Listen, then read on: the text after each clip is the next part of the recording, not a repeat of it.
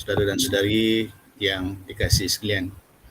Kita rafakkan rasa syukur kepada Allah Subhanahu Wa Taala kerana pada malam ini setelah beberapa lama kita tidak dapat bertemu dalam majlis jom mengaji kita. Alhamdulillah pada malam ini kita dapat adakan semula.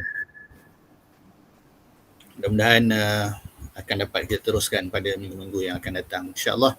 Pada malam ni kita terus saja lihat pada ayat tadabbur kita, iaitulah ayat 21 dan ayat 22. Ya. Ayat 21, amman hadzal ladzi yarzuqukum in amsaka rizqah bal lajju fi utuwi wa nufur. Afaman yamshi mukibban ala wajhihi ahda amman yamshi sawiya ala siratin mustaqim. Amman yamshi sawiyan ala siratin mustaqim. Baik. Ayat ini hampir sama dengan ayat yang sebelumnya. Allah bertanya kepada manusia, siapakah yang dapat menolong mereka jika Allah turunkan azabnya. Kali ini Allah bertanya kepada semua, khususnya orang-orang yang ingkar kepada Allah Subhanahu Wa Taala. Amman hadzal ladzi yarzuqukum, atau siapakah gerangan yang akan memberi rezeki, in amsaka rizqah, jika Allah tahan rezekinya, bal lajju fi utuwi wa nufur, bahkan mereka terus menerus dalam kesombongan dan berpaling, melarikan diri. Afaman yamshi mukibban, sekali lagi Allah bertanya, maka apakah orang yang berjalan yamshi mukibban, dalam keadaan terbalik, terlungkup, tertiarap, ala wajhihi, atas wajahnya, ahda, lebih mendapat petunjuk, amman, atau orang yang yamshi berjalan sawiyan, berjalan lurus, berjalan tegak, ala siratim mustaqim, di atas jalan yang lurus. Jadi insya-Allah kita lihat kali ini kita ambil terus daripada tafsir Al-Azhar, insya-Allah.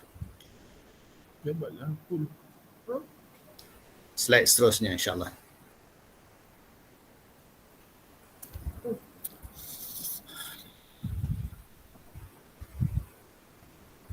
Okey. Yang kecabar. Atau siapakah gerangan yang akan memberi rezeki jika Allah menahan rezekinya. Ayat ini masih berkait dengan ayat sebelumnya. Dalam ayat yang sebelum ini lagi, ayat 18 tak silap saya, ada juga Allah sebut pasal rezeki. Kemudian Allah sebut pasal burung-burung yang Allah berikan kelebihan, kemudahan untuk terbang di udara. Kali ini Allah tanya lagi pasal rezeki. Manusia yang merasa aman hidup di dunia ini, tetapi lupa bahawa Tuhanlah yang menjaga dan mengawalnya. Bila dah lama hidup atas dunia ni, dia lupa bahawa dia hidup tu bukanlah atas dirinya, kemampuannya, tetapi atas ihsan dan rahmat belas Allah Subhanahu Wa Taala kepadanya. Bertambah lama dia menikmati hidup di dunia, bertambah jauhlah dia daripada jalan Tuhan dan terperosok ke jalan hawa nafsu. Apatah lagi kalau Tuhan menumpahkan rezeki yang banyak baginya. Dia kaya, hidupnya mewah, rumahnya besar, dia disegani orang, kedudukannya tinggi. Apa saja yang dia ingini tercapai. Dia tidak berterima kasih kepada Tuhan yang memberikan rezeki. Dia lupa daratan. Sekarang datanglah pertanyaan. Kalau Allah sendiri yang menahan rezeki itu, sumber rezeki ditutup, siapakah gerangan yang sanggup menggantinya? Jadi bila dah lama hidup atas dunia dengan segala macam nikmat, lupa pada yang memberi nikmat. Lupa segala macam kemewahan, segala macam kemudahan, kesenangan hidup atas dunia ni sebenarnya bukan datang daripada dirinya atau usahanya, tapi datang daripada Allah Subhanahu Wa Taala, ya, dengan jalan-jalan yang Allah Subhanahu Wa Taala tentukan. Ya. Usaha itu sebagai salah satu jalan saja untuk kita mendapat ganjaran pahala daripada Allah Subhanahu Wa Taala. Ya. Baik, seterusnya. Bal lajju fi utuwi wa nufur. Inilah gejala keangkuhan dan kesombongan manusia. Ya. Bila dah sombong, angkuh, bila dah merasa diri hebat, ya, bal lajju fi utuwi wa nufur. Bahkan mereka terus menerus dalam kesombongan dan menjauhkan diri. Hujung ayat ini, hujung ayat 21 ni, menjelaskan sikap dan pendirian mereka dengan tepat sekali. Mereka tidak akan peduli kepada kebenaran, walaupun bagaimana mereka diberi peringatan.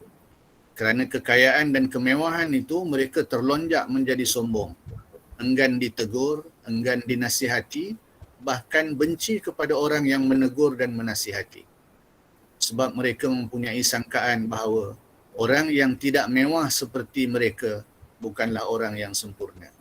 Penilaian mereka bukanlah kepada kemurnian cita-cita dan kejujuran.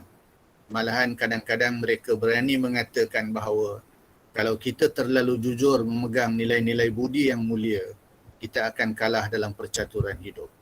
Oleh sebab itu, mereka kian lama kian jauh dari kebenaran dan jauh dari jalan menuju kebahagiaan di akhirat. Inilah pandangan seorang ulama yang jauh mendalam dalam hakikat kehidupan manusia. Sampai hari ini, apa yang disebutkan itu adalah nyata. Makna kalau dah terlampau angkuh, terlampau sombong, akhirnya peringatan pun tidak memberi bekas kepadanya. Ya. Seterusnya.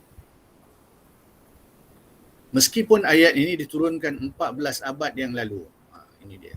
Namun sampai kepada zaman kita sekarang, golongan yang seperti ini masih banyak terdapat dalam masyarakat yang telah diperbudak oleh mata benda.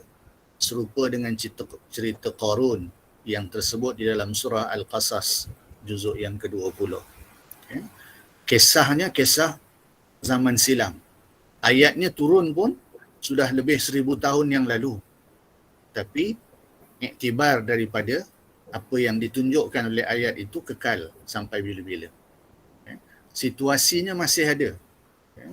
Kesombongan manusia, menjauhkan diri daripada kebenaran, menjauhkan diri daripada nasihat dan teguran, itu tetap wujud. Okay. Itulah yang disebut sebagai utuwin wa nufur. Utu, menyombong, nufur, lari, menjauh. Kesombongan menurut ilmu jiwa ialah untuk mendinding kekosongan yang ada di dalam. Kerana sebenarnya jiwanya kosong, dia tampilkan keangkuhan dan kesombongan di luar. Jadi yang luaran itu diharap dapat mendinding kekosongan jiwanya. Menjauh ialah kerana takut akan bertemu dengan kebenaran. Bahkan kalau terdengar seruan kebenaran itu, mereka akan menyumbat telinganya supaya jangan didengarnya lebih lama. Ini kan kisah-kisah yang Allah paparkan dalam Al-Quran. Babak-babaknya dalam perjuangan Nabi Allah Nuh alaihi salam contohnya. Dalam surah Hud antaranya Allah kisahkan bagaimana apabila Nabi Nuh alaihi salam mengingatkan kaumnya tutup telinga, bahkan berkelubung dengan pakaiannya dengan harapan tak dengar apa yang disampaikan oleh Nabi Nuh alaihi salam. Sikap tak mau dengar, sikap enggan menerima teguran itu wujud dalam kehidupan manusia sampai bila-bila. Ini digambarkan oleh Allah dalam ungkapan yang ringkas itu, bal lajju fi utuwi wa nufur. Baik, seterusnya.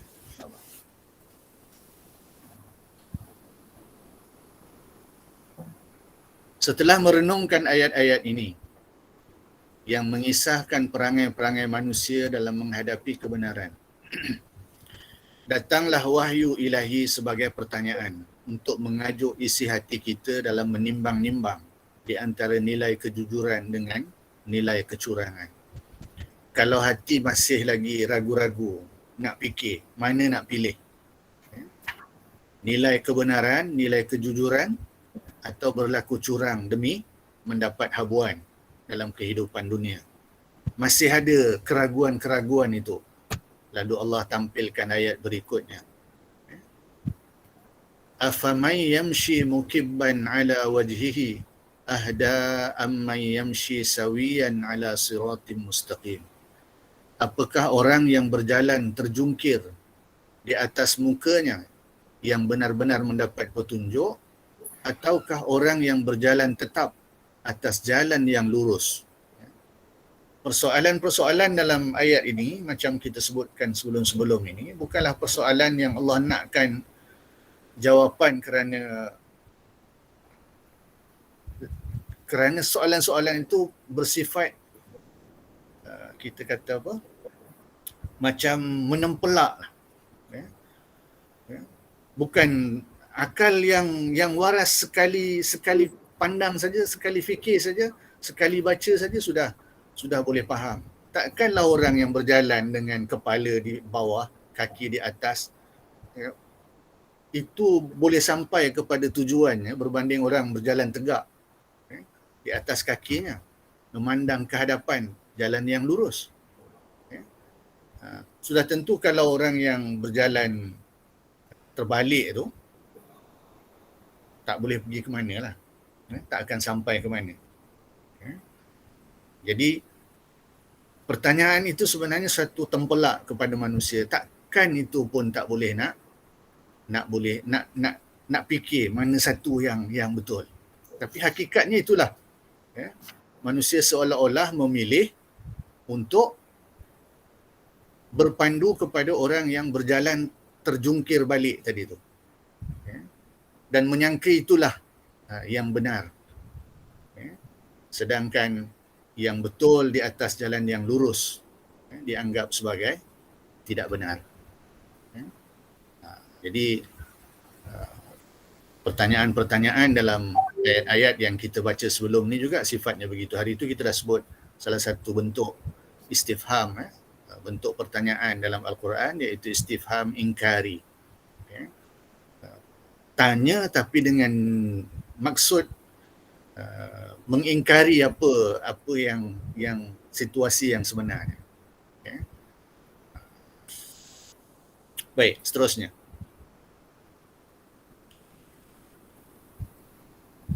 Pertimbangkanlah dengan akal yang waras dan bandingkanlah kedua macam manusia itu. Orang yang lupa dari mana dia datang, di mana dia sekarang dan ke mana perjalanan hidupnya ini akan diteruskannya. Samalah dengan orang yang berjalan di muka bumi sambil menjungkir balik ataupun menelungkup mukanya yang tercecah ke bumi kerana fikirannya hanya makan saja. Orang seperti ini meskipun mencuba berdiri, namun dia akan terjatuh kembali kerana kakinya linglung, menggigil, menginjak bumi kerana tidak tahu ke mana akan diarahkan. Ini bahasa Buya Hamka. Jadi manusia ni bila dia hilang arah tujuan, tak tahu dia ni datang dari mana, kenapa dia ada hidup atas muka bumi ni, ke mana dia selepas hidup atas muka bumi ni, manusia akan hilang pedoman hidupnya. Orang yang tahu dia datang daripada Allah, dulu tak ada, sekarang ada, hidup atas dunia ni untuk apa? Kekal selama-lamanya atau untuk satu kehidupan yang kekal selepas itu. Dan orang yang ada, sebab itu namanya Syekh Abdul Karim Zaidan antaranya menyebutkan orang yang faham Islam tu dia akan faham 3 soalan itu. Dari mana dia datang, untuk apa dia ada atas muka bumi ini dan ke mana tujuannya selepas ini. Kalau dia berjaya menjawab soalan-soalan itu dengan betul, insya-Allah dia akan jadi manusia Muslim yang baik. Jadi kalau orang yang tak tahu dari mana dia datang, untuk apa dia hidup atas muka bumi ini, ke mana dia nak pergi selepas ini, itu kita nak jadikan pedoman, itu kita nak jadikan panduan, itu kita anggap lebih betul, lebih berada di atas jalan yang lurus, maka Hamka kata pertimbangkanlah dengan akal yang waras. Timbullah pertanyaan, dapatkah orang seperti ini diberi petunjuk oleh Tuhan, padahal dia sendiri yang memilih hidup rendah? Mana yang akan diberi petunjuk oleh Tuhan? Orang yang semacam inikah atau orang yang berjalan tegak lurus, langkah tetap, mata memandang ke depan, memikirkan tujuan yang jauh tetapi pasti dan tidak pernah melencong keluar dari garis yang ditentukan. Okay. Jadi soalan-soalan itu bukanlah soalan dalam bentuk yang nakkan jawapan sebab jawapannya sangat jelas, tapi dia suatu bentuk tempelak daripada Allah Subhanahu Wa Taala supaya manusia fikir. Itulah keadaan sebenar apabila manusia lupa bahawa hidupnya atas dunia ni sebenarnya bukan dengan dirinya, maknanya bukan dia sendiri yang mengawal, tapi keseluruhan dunia ini, segala isinya, termasuklah diri kita, termasuklah segala macam sumber rezeki, termasuklah segala macam sumber kebenaran, semua itu adalah dalam kawalan Allah Subhanahu Wa Taala. Jadi mudah-mudahan kita sentiasa mendapat bimbingan dan petunjuk daripada Allah Subhanahu Wa Taala. Mudah-mudahan Allah tetapkan kita di atas garis lurus yang Allah Subhanahu Wa Taala tentukan, dan mudah-mudahan kita dihindarkan daripada godaan-godaan yang melencongkan kita daripada jalan kebenaran itu. Rasanya itu saja slide malam ni. Ada lagi ke? Ada dah. Jadi Allah Subhanahu Wa Taala a'lam. Mudah-mudahan kita mendapat pengajaran daripada apa yang dicatatkan dalam slide-slide tadi berdasarkan apa yang saya petik daripada tafsir Al-Azhar, tulisan Buya Hamka, insya-Allah. Salah silap mohon maaf. Aqulu qawli hadza wa astaghfirullahal azim li wa lakum. Wassalamualaikum warahmatullahi wabarakatuh. Waalaikumsalam warahmatullahi wabarakatuh. Jazakallah Ustaz di atas pembentangan tadi. Alhamdulillah dapat kita mulakan kembali ya setelah sekian lama berehat, insya-Allah, atas kekangan kesihatan dan sebagainya. Itu juga merupakan satu-satu nikmat Allah yang sentiasa kita lupa kan. Bila dah tak ada nikmat kesihatan tu baru kita rasa kan betapa pentingnya ya Allah. Sebab kita dah go through berapa banyak ayat kan. Kalau kita tengok daripada ayat pertama, kedua, ketiga, Allah memang dia nak menceritakan tentang bagaimana keadaan di neraka kan, dan bagaimana Allah memberikan peringatan yang banyak daripada ayat kedua, malaikat tu bersuara dan sebagainya, dan ia seumpama memberikan kita peringatan lah bahawa azab Allah tu benar lah kan. Dan di mana kalau kita ikut dalam surah At-Taha, Allah ada share dalam surah dalam ayat yang ke-124, wa man a'rada an zikri fa inna lahu ma'isyatan dhankan wa nahsyaruhu yaumal qiyamati a'ma.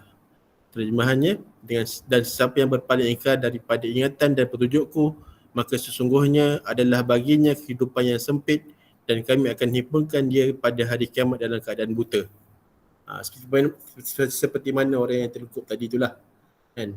So mudah-mudahan kita akan sentiasa dibimbing dengan peringatan-peringatan Allah yang Allah cuba sampaikan kepada kita, insya-Allah.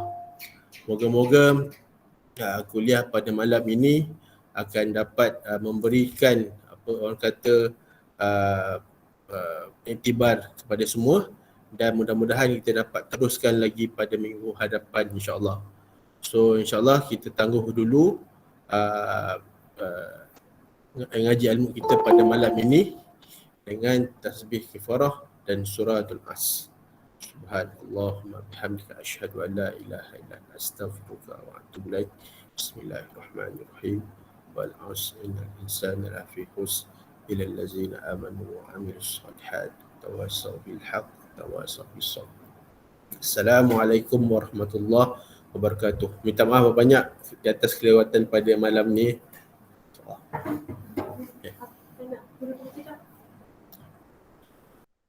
Waalaikumsalam.